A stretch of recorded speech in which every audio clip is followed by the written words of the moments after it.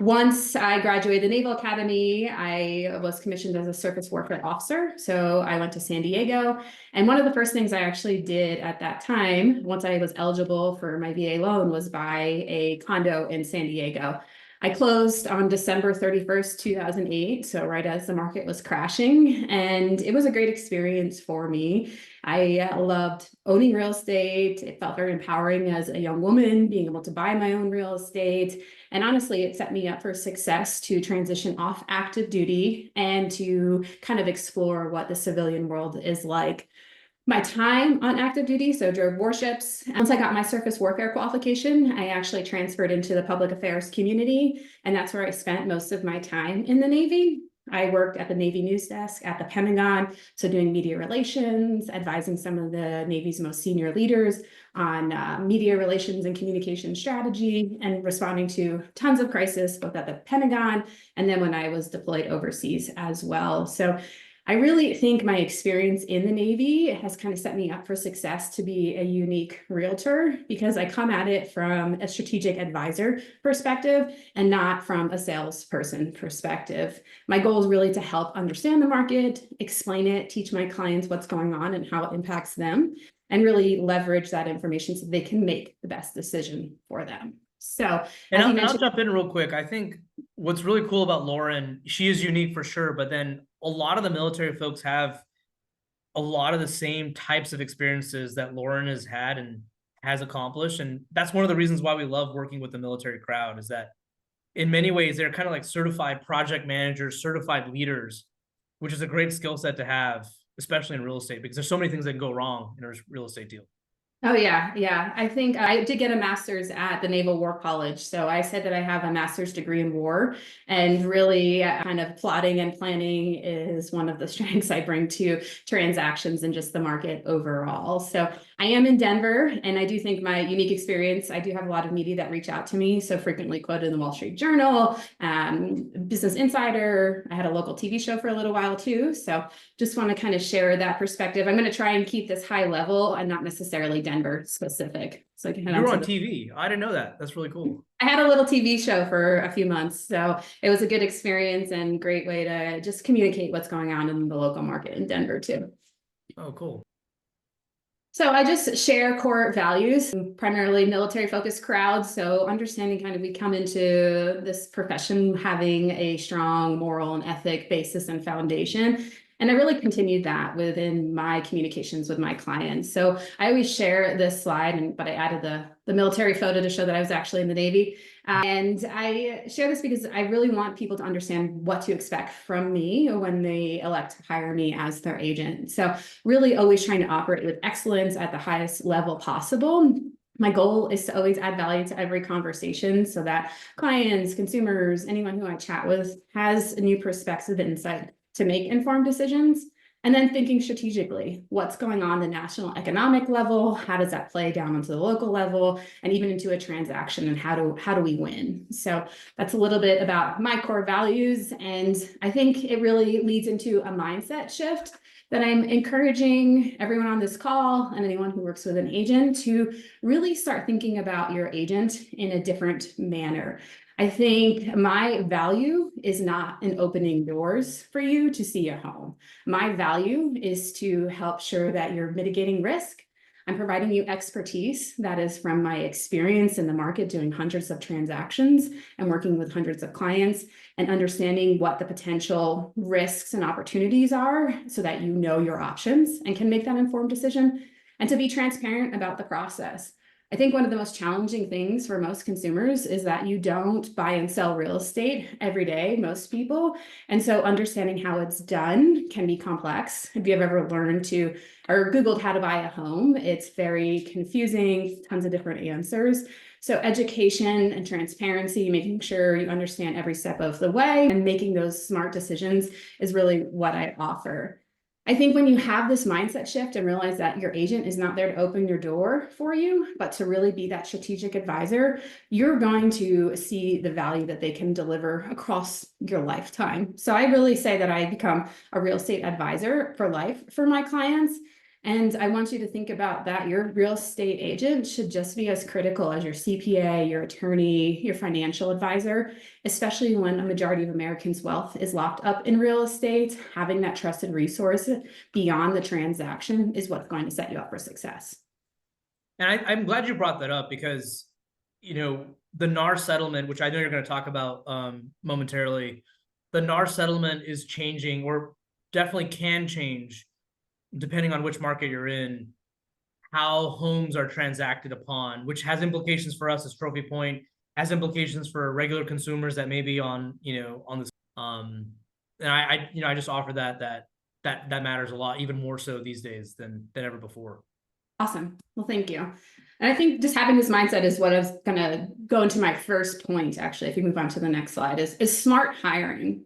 So full-time professional agents are in lockstep with the market. I really learned this, I would say, in December of 2022 when rates started going much higher. I started to pay attention to what the media was saying and seeing the disconnect with my clients and what was happening on the ground. And I started writing about that on LinkedIn. And kind of through the writing and just sharing information, what I realized is that as a real estate agent who is talking to dozens of people a week from all walks of life, from different job types, economic standing, backgrounds, education levels, I really have a unique insight into the mind of the consumer and their stresses, challenges, opportunities, what their fears are, what their dreams are. And that translates into their real estate decisions. So when you think about consumers really drive our economy, and then real estate is a significant portion of our GDP, working with an agent who understands and feels the market moving, I think can set you up for success, because I can feel things are happening and shifting before the data actually comes out. One of the recent examples is when rates dropped down into the low sixes. We all thought consumers were going to flood the market, but it was really been a bit of a timid flood of the market thus far. And it happened kind of August, and then a few weeks later, we saw that consumer sentiment numbers were a lot lower. That data just came out in September. So these are the types of things that I can feel and see, and top agents know because we're in the market every day. And that presents opportunity for you as a home buyer or home seller, because that may mean you move up your decisions or you delay your decisions so that you can make smart decisions with the awareness of what the economy is doing. One of the other things that I think is important when you're hiring an agent is understanding who are you actually hiring. In the past couple of years, there's been a rise of real estate teams. So you may think that you're working with the team leader when you're actually working with someone who may be less experienced. So really understanding who the person is that you're working with, I think, is going to help you understand whether or not that's the right person. Me personally, I do have a team, but it's a team of support staff. So they really kind of run my back end operations so that I have the time to consult with my clients, answer their questions, and really be available to them. Then strong agents are actually worth more than what you pay them, and bad agents will cost you more than what you pay. I'll share two examples just in recent experiences for me. Is one time I was representing a seller a few months ago, and as part of the inspection, the buyer requested some deck work be done. They did not bring a deck specialist out, and they just left the due diligence for the seller. So we got a quote for exactly what the buyer wanted. The buyer agreed to that quote. Fast forward, they're bringing the deck person out to schedule the repairs, and the deck person says a whole list of other things that need to be done. So when buyers depend on the sellers to do the due diligence for them, and they don't have an agent who is advocating for them to get their own information, they lose. The cost of that deck could be anywhere from $20,000 to honestly $40,000 just because it's a two-story deck. So that poor advice really costs that buyer a lot of money, but it also saved my clients $20,000, $40,000. And then just another example is a few weeks ago, put a home on the market, and we got an offer above asking price within just a few hours of hitting the market. It's super tempting for my clients to accept this offer, but the home showed well. I had a feeling we would get more offers. And even though the market was changing and homes are sitting, I encouraged them to let the weekend play out. And it was really hard for them because they were pretty analytical, but they decided to let the weekend play out. Fast forward to Monday morning, we had 3 offers in hand. As a best practice for me, I always ask for all offers to be due on Monday at noon for all of my listings. And one of the reasons I do that is because I know buyers will see a home and can't see it over the weekend. So they may do a Monday morning showing. If there are other offers on the table that Monday morning, they're going to come in very strong because they know that they're going to have to be strong to win. So that's exactly what happens in this situation. We went from 3 offers to 4 offers, and my clients went under contract, $20,000 over asking and $15,000 over asking that initial offer. So this is where I say a smart, strong agent can make you money, save you money in the long term, because they're fighting and advocating for you and making sure that you're making informed decisions. I would say that it can be hard to find these types of agents. There's a sea of agents. There are estimated anywhere about 1.5 million agents across the United States. And there was a study that was done by the Consumer Federation of America earlier this year, and it found that of that 1.5 million, 49% of agents sold 1 or no homes in the past year, and 70% sold 5 or fewer homes. So from my perspective, not only am I going to out-agent that agent, I frequently say I feel bad for the other party's buyer or seller because they don't have an experienced advisor advising them along the process. But I don't understand how you can be a fiduciary if you're only selling a couple of homes a year. You don't understand that pulse of the market and the changes. And this is where I think the NAR settlement, which I'll get into, but one of the stats before the NAR settlement was that 71% of buyers only interviewed 1 agent. And I think that's the first mistake a lot of consumers make, is that they think real estate is all agents are the same and they don't need to go interview. And this person seems like a nice person. But my question for you is, if real estate's where most of your net worth is, do you want a nice person or do you want a strategic advisor really helping you throughout the process? And I see challenges where maybe Aunt Sally has sold 2 homes, but she's your aunt and you feel obligated to work with her. I would just caution you that real estate has become increasingly complex and you really need someone who understands the market on your side. Yeah, and even like our borrowers have like this complex or this idea that real estate is a commodity. Like even like first-time flippers, which we don't really lend to first-time flippers too much, but they think that real estate is just one, like a house is a house. And they're all kind of uniform, homogenous in what they do and what they offer for families in the market in general. But that's not the case. Like, I'm a big believer that one real estate deal is one real estate deal. They're not all the same. No, and you can go into it thinking this is going to be routine and then things completely blow up. You know, there's emotions and personalities involved. So part of the job is also managing expectations, helping calm people down. So and keep the bigger picture. So having an advisor who understands what could happen will help you prevent the worst from happening. Yeah. And it can be hard to sift through the noise, like I said. So looking up their experience, you can see how many homes they're selling on Zillow, places like that. Not all homes always get populated there, but that's one point. And if you have questions, I'm happy to help vet agents in certain markets. I may have someone that I trust there already. But a couple of the things I would say is, like, when I'm working with sellers specifically, being able to have hard conversations and tell you the truth is what sets an agent apart from an agent who's going to sell a home and an agent who's going to let a home sit on the market. A lot of sellers have unrealistic expectations of what their home looks like in the eyes of buyers and what it should be priced. So those homes end up sitting. One of the first requests I have with sellers when I meet with them is permission to tell them what they need to hear and not what they want to hear. And most people want to hear what they need to hear if they want to be successful with selling their homes. And so even like 2 years kind of after the rates increased dramatically from July 2022, let's say, to now, you're still seeing sellers having a mindset of irrational expectations on what their home is worth. Oh, yeah. Is that common? Still, even today, 2 years after?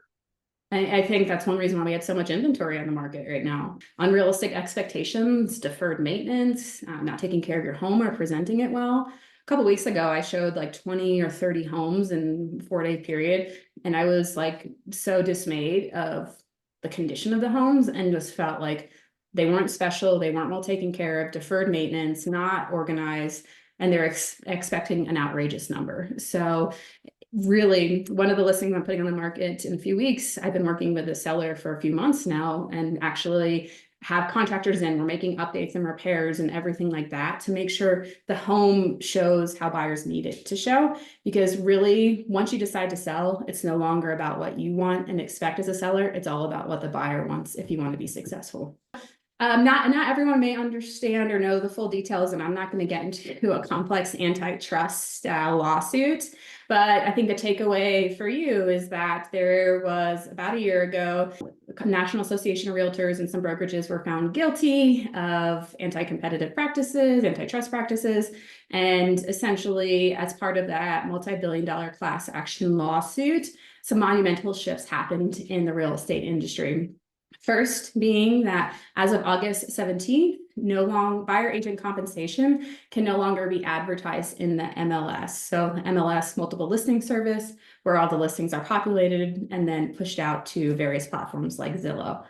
And then the second thing that was a requirement was that buyer agent agreements are now required for an agent to even open a door and show a home.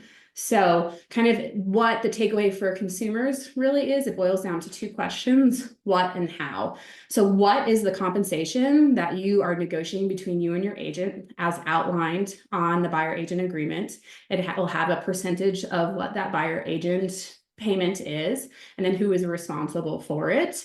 And then the next question really doesn't take place until you start writing offers, and that's how is the buyer agent being paid? So there were updates, at least in Colorado, and I know across the country. Colorado always had buyer agent agreements, so there really weren't many updates to that at all. What did get updated was our contract. And now I think it's important to think of buyer agent compensation as a term of a buyer's offer. So the how a buyer agent is getting paid, a buyer can pay it all, a seller can pay it all, or it could be a mix of both. So those are three different options that can be selected when you're submitting an offer. And you don't necessarily know if you as a buyer are paying, because I think each house is going to be different. So I'm sure you're kind of wondering what the impact actually is. And what I would say is that some negotiation is taking place. I think that some sellers are starting to test the waters to see what's acceptable, what's not. And over time, I think that we're going to see buyer agent compensation go down a little bit. But given kind of where inventory is in your market, I think a majority of sellers are still going to pay a buyer agent. In many cases, a seller is also a buyer, so it comes back to them. But when you have lots of homes for sale, you want to make sure that you stand out in the market. So buyers are paying a lot on price, paying high rates, and they have no money left to pay their buyer agent. So if one house is offering buyer agent compensation and another isn't, the buyer is going to go where the buyer feels that they're going to financially make the best decision for them. And so you don't have to offer compensation. You've never had to offer compensation, but I would say that there are potential risks in not offering it if you want to get your home sold. I think another point is I really believe that a strong agent is important. A strong lender is equally important, because buyers may be hearing that they need to pay their agent when in reality, they may not have to pay their agent or even bring additional funds to the table, even if the seller is not paying their agent. And that's done by working with a strong agent who can understand what that buyer's goals are, what their down payment looks like, and we can structure an offer accordingly. So I don't want buyers to forego representation just because they think they may have to pay an agent. If you work with strong agent, strong lender, the likelihood of you bringing additional funds to pay is a lot lower than you may expect. Do you see a drag on like, I don't know, like I'm just gonna pose it this way, but it could be the wrong way to pose it. But like, let's say a negotiation took 5 days to get from seeing the house to making an offer, just for example's sake. As a result of the NAR agreement and the settlement, are you seeing that time to get an offer on the table longer, or is it even shorter? Like, is there an effect there? I don't think it's really changed the time to write an offer. Buyers are just slower right now in general because they have options. What I would say is, like, we're kind of, fighting is a strong word, but we're talking about not a lot of money in the grand scheme of things. So let's say my compensation is 2.8%. So maybe the seller's offering 2.2% and the buyer needs to bring an additional 0.06% to meet what was agreed to in that buyer agent compensation. Like, that could be just a couple $1,000s. And if the buyer and seller can't come to terms, a seller now has to wait how long to get another offer? Like, they could be making a bigger price drop than they would if they just paid a full compensation to what the buyer's agent was requesting. Does that make sense? Yeah. Okay. And real quick, for those that are on the investor call, please feel free to use the Q&A button or the chat button to pose a question. We'll answer questions as we go along as well. So kind of what are the takeaways? I would say business as usual, to be honest. It hasn't really been a big one, but there's two takeaways. If you can go back one slide, actually, I want to just share is that there is real risk because in the effort to not present buyer agent compensation, now we don't know what is included in a sales price. I don't know if House A across the street included buyer agent compensation. So let's say House A did include buyer agent compensation, but I didn't know about it. I list the same house without buyer agent compensation. That buyer may now need to bring additional $20,000 to the table, but we had no idea because that data is no longer available. So when it comes to appraisals, pricing, all that type of stuff, we actually have a lack of transparency as a result of these agreements that I think are going to start impacting the market. Because I can frequently get calls from appraisers from 6 months ago, and they're asking me questions about a sale that I may not know. And then the appraisers are also depending on agents to pick up the phone and respond. And if you talk to any appraiser, that's incredibly difficult. The next big thing is that this is just the beginning of changes in the real estate market. There is a battle for your data and a battle to control listings going on right now. And this agreement, by taking compensation off of MLS, in many ways, it's kind of neutered the MLS. What is the value that's being offered? And why cannot a competitor come in and start taking information and listings and that type of thing? That is happening right now. If you pay attention to anything, any articles, look up clear cooperation practice. There are some really big brokerages that are backed by hedge funds that are now trying to bring the listings in-house so that you, as a consumer, you may no longer be able to go on Zillow to see all the homes available. You may have to go to a bunch of different websites to see what homes they're offering. So there are ripple effects of this that are just beginning to show. And I don't think that it's necessarily in the benefit of the consumer in many ways, or in the benefit of transparency that these things are changing. So just some things on the horizon there. And then real quick, moving on to my side of the house in terms of like lending for guys that are flipping houses, what effects, if any, do you think the NAR settlement has on the clients that you represent that, you know, bought a house, put some money into it to fix it up and upgrade it, and then are selling it for a profit? Is there any impacts of the NAR settlement you see on the flipping market? I think it's just there. I imagine flippers are going to be a little bit more mindful of what they're paying buyer agents as well. I think flippers are actually have opportunities right now because the homes that are sitting are the homes that need work. So that's something I do go into. That's where I think there's a ton of opportunity because of the market dynamics at play. We've noticed ourselves, so I agree with you. Awesome. I love this slide, actually. The inventory is like one of the biggest things that we look at Trophy Point, because we want to just see, like, as we deploy capital, like, is there actually opportunity? Real estate is hyper local, and the things I'm talking about in Denver may not apply to the Northeast. So if you think about it, what this slide is really kind of showing is where homes are going over asking price and where there's a glut of inventory and homes are selling for below asking price. The Northeast continues to be a strong market. My understanding is that not a lot of inventory, which makes sense because there's not a ton of buildable land there. So the housing opportunities are not as vast as they may be in a place like Austin, where they've built a lot of homes. So how does interest rates and inventory kind of interact for you? In the beginning, when rates were rising, I would say it would take a couple of months for the impact of a rise to trickle down to consumers. Now it's like week by week. So interest rates go up, consumers come out. Interest rates go down, consumers jump into the market. It's very week by week dependent of, you know, the competition you may see in the market, because it's all about interest rates. I mentioned just how I noticed that consumers were slow to respond to a lower 6% range a couple weeks ago. I'll talk about that next, but then it goes into inventory. So when rates to start 2024 were much lower than they had been in a while. So the start of the year was like off to the races. And then rates started to hit 7% and buyers put the brakes on.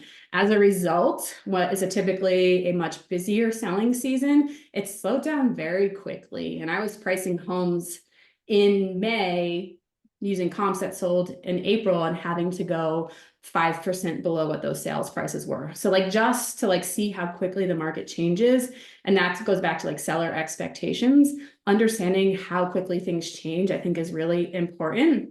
And inventory is growing rapidly. So in Denver, just as an example, this says we're a balanced market here and homes are selling about what they're asking for. But we are just kind of growing in inventory. We now have more than 11,000 homes on the market. We haven't seen that many homes on the market since 2011. So you can see how quickly things are increasing. And some of the talk is that the lock-in effect, where sellers who had 3, 4, 5% interest rates don't want to sell, then they decide to stay in place. That's starting to ease. You see that with the number of listings are hitting the market. And once we hit the 5% range, I do think we're going to have a lot more homes on the market along with a lot more buyers. So like what is going on right now? Thing is, homes are just too expensive. We've kind of blown through the buyers who could buy at high interest rates, and we're now left with just like a smaller number who can afford high prices and high rates. So there's just not enough consumers out there, and something has to give.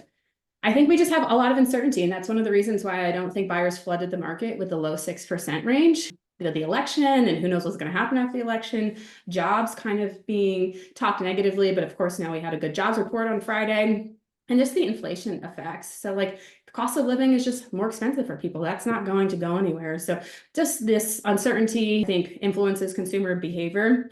Also, just the poor presentation. So homes are well overpriced and they need work, and sellers aren't budging. So they're just sitting. One of the other interesting kind of things that I've noticed too is I think buyers are just waiting, right? Like I'm screaming to the rooftop, like now is your time to buy, because once rates go with a 5 in front, people are waiting. So I think that these buyers, they're like, oh, I've been waiting for 2 years. What's another couple of months? And so they want to get that 5% rate, even if they could get that today by negotiating with the seller, get everything else and not face competition. So interest rates and inventory are very closely related, and it's something you want to watch in your local market too. And I'll add real quick. So on the Trophy Point side, we actually made the decision to stop lending in Florida, actually. And so you're talking about like inventory costs, homes that need work. Florida is actually kind of a unique thing. And, Hurricane Milton that's just coming up, and we just had Hurricane Helene. What's being revealed about Florida is like, the homeowner insurance costs are just so astronomical. And people are trying to sell their house. Like all the people that moved from the Northeast to Florida in the last few years, especially during the eras of low interest rates, a lot of them are now trying to leave Florida and go back up to the Northeast, go back to Virginia or wherever. And Florida, especially, like you got houses that have set like, average, I think is 6 to 8 months now that have sat on the market with no offers, not even a showing even. So Trophy Point, we decided to like just stop lending in Florida entirely, actually. So I love this metric of sale to list ratio. Like we don't want to be in markets where there's a lot of discounts being offered on the sale price or the list price of a house, because that it means that we've got the ARV incorrect, the after repair value incorrect. So, but if you do it right, I think you may be surprised. So like that goes, again, working with a great agent who understands design preferences of buyers today and can help you make smart upgrades. And some of those upgrades may be a little bit more intense than typical flippers would do.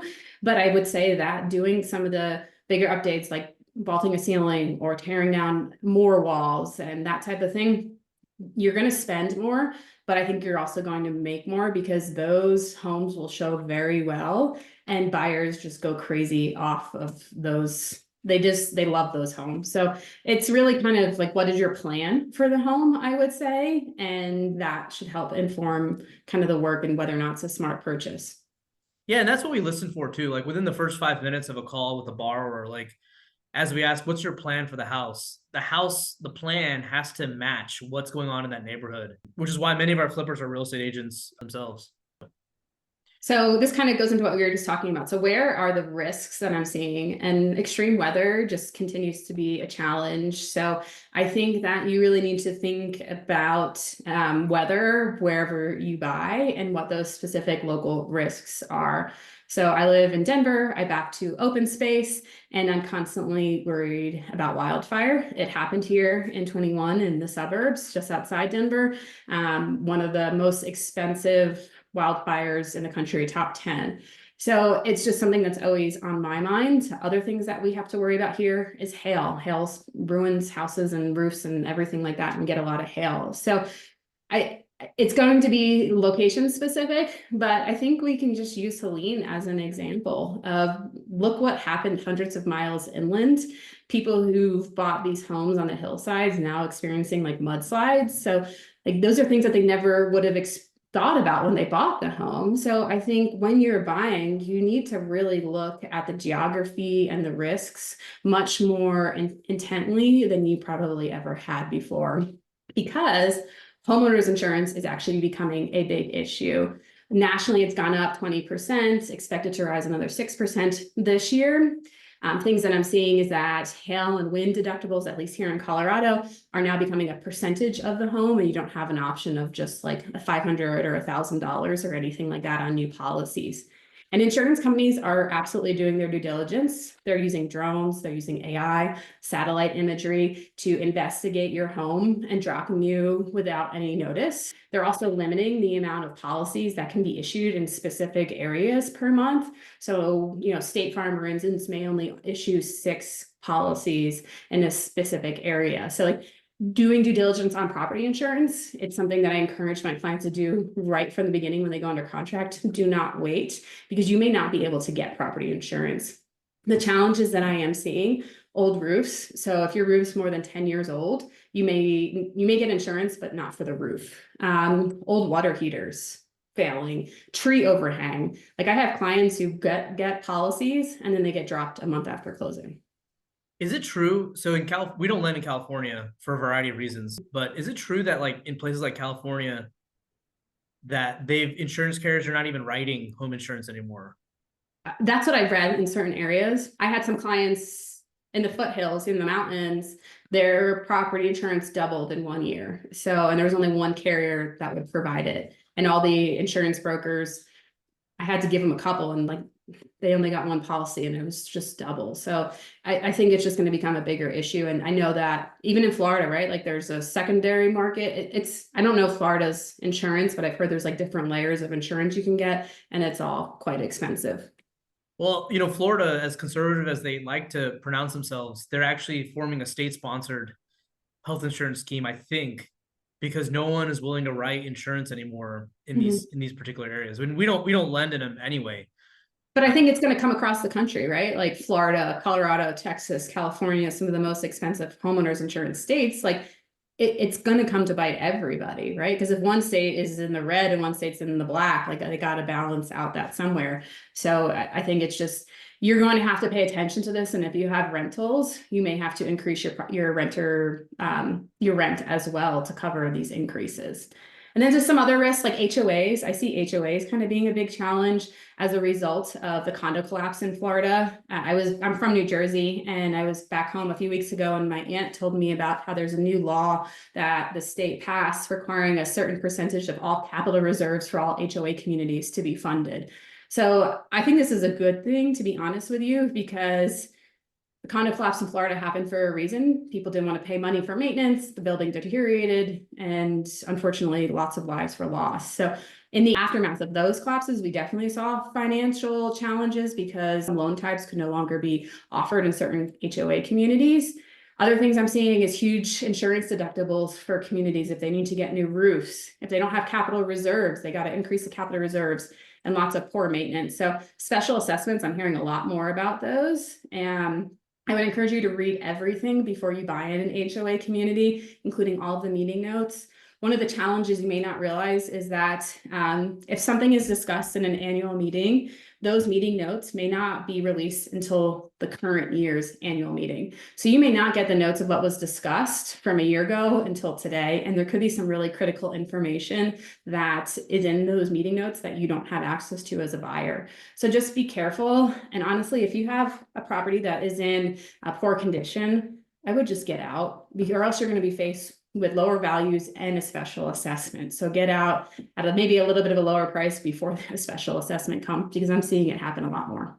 Yeah, we don't actually lend on any HOA controlled communities to begin with. Okay. Even though it may be a good thing, but we actually don't. We have 5 minutes left, and I want to leave a few more minutes for questions. So okay, yeah, well, I'll wrap this up in this one. So Q4, my favorite time to buy. Sellers want to sell before the end of the year. Seasonal price depreciation is currently in effect, so prices rise the first half of the year, and then they start to come down. And the second half, overall, year over year, will still be positive. But right now, the seasonal impacts are at play, and then also increased inventory. So you have tons of opportunity to negotiate price, inspection, and rate buy downs if you're not working with Samir. And then also, the homes that need work are the homes that are the opportunity homes. So if you have the funds to update and flip, or update and hold and rent, I think you're going to get these homes at really great deals. If you're selling, I've had luck selling to tenants actually to maximize sales price and prevent going on the market. So using some good sales comps to justify the offer price to the tenant. And so you're probably going to sell at a higher price than you would if you go on the open market. And then this is kind of a big one. I'm noticing a lot of mismatched timing. So sellers who don't sell this year, they're going to withdraw and they're going to put their home in the market in spring. So late March, April, May. But what I've been noticing over the past couple of years is that buyers have been starting their search in the first week of January. So if you actually list January, February, you may be up against less competition and there may be more buyers in the market. So like just kind of paying attention to these changes, because nothing is normal after COVID anymore. So it's hard to depend on that. And then, yeah, don't try and time the market. Buy and sell when is the best time for you and your situation. And a win in my book is being able to sell and buy with the same mix. Like, so you can't sell high and buy low. So just kind of understanding that balance will really set you up for success. Cool. That's great. Where can they get in touch with you? If you are in the Denver market, or you just want to talk to Lauryn, I think she's available to chat for a few minutes. Yeah, follow me on LinkedIn. I talk about the market all the time and really show you kind of what clients, how I advise my clients to the public, so that you can kind of get the insight of an agent that does a lot of business and advises at a higher level than you may find elsewhere. Yeah, definitely follow her on LinkedIn. That's where I got to know Lauryn, actually. I was really impressed with all the data and all the things that she analyzes as a real estate agent. And then also, you know, it's helped us actually on the Trophy Point side make certain decisions on how we lend, which we're always constantly monitoring as well. Awesome. Glad to hear that. So please take a screenshot or follow Lauryn on LinkedIn. There's her email, there's her phone number. Definitely reach out to her. Lauryn, we really appreciate you joining us and sharing all this insight, because it has a lot of overlap with what we do on the business purpose lending side. So I thank you for that. Yeah, thank you for the opportunity. It's great to chat with everyone, and happy to answer any questions if there are any.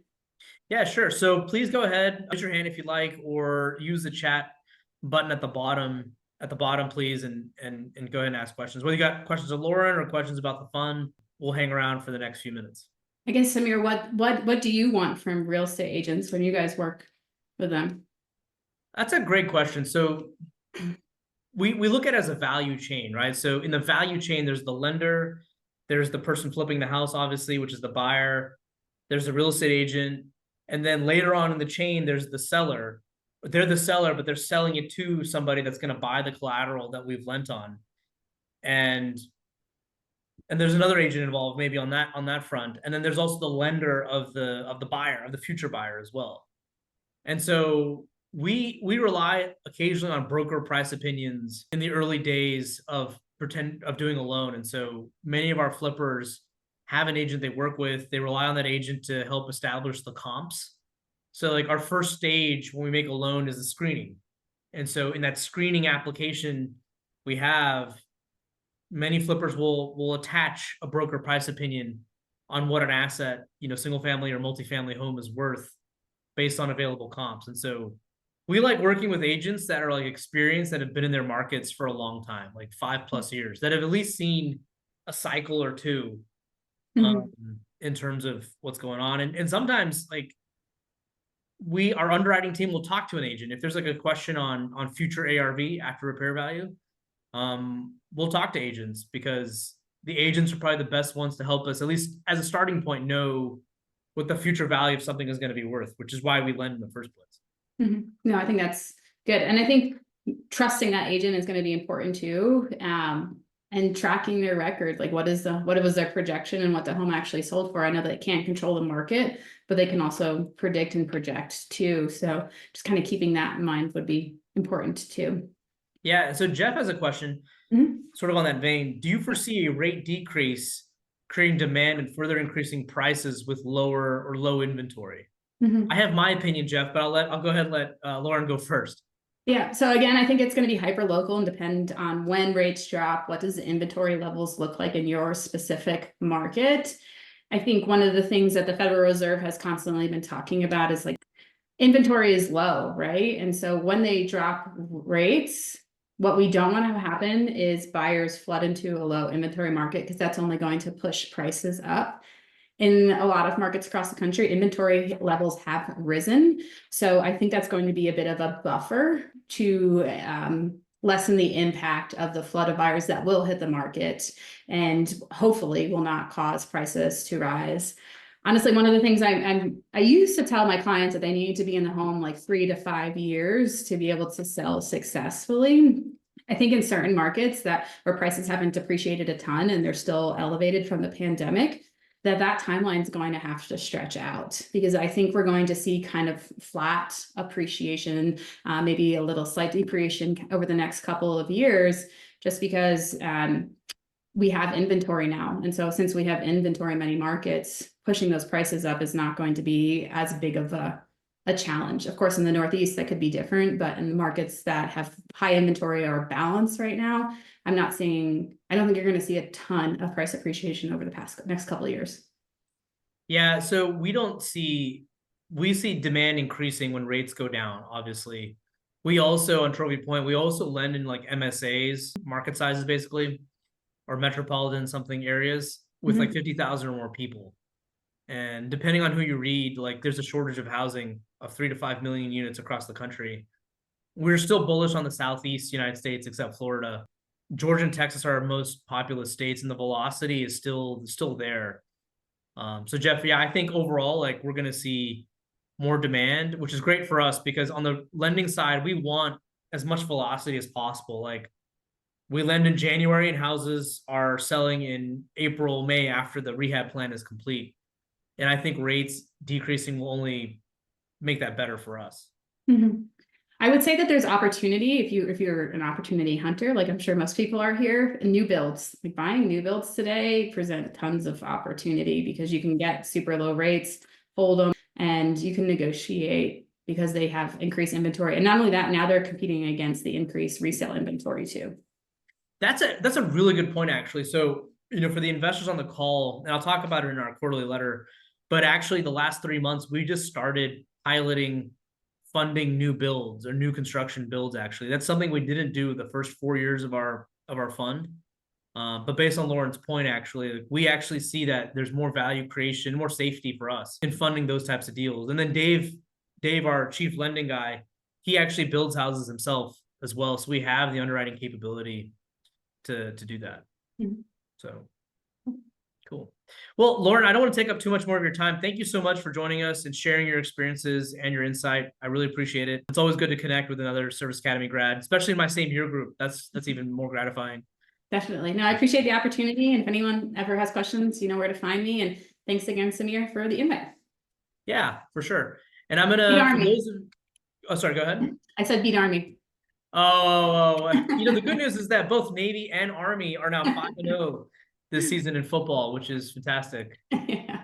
I'm pleased about that. So anyway, I'll leave our what we offer to investors up here. If you're interested in investing, please reach out to me and we can chat about what it looks like to invest with us. Anyway, have a great day, everyone, and I'll see you later.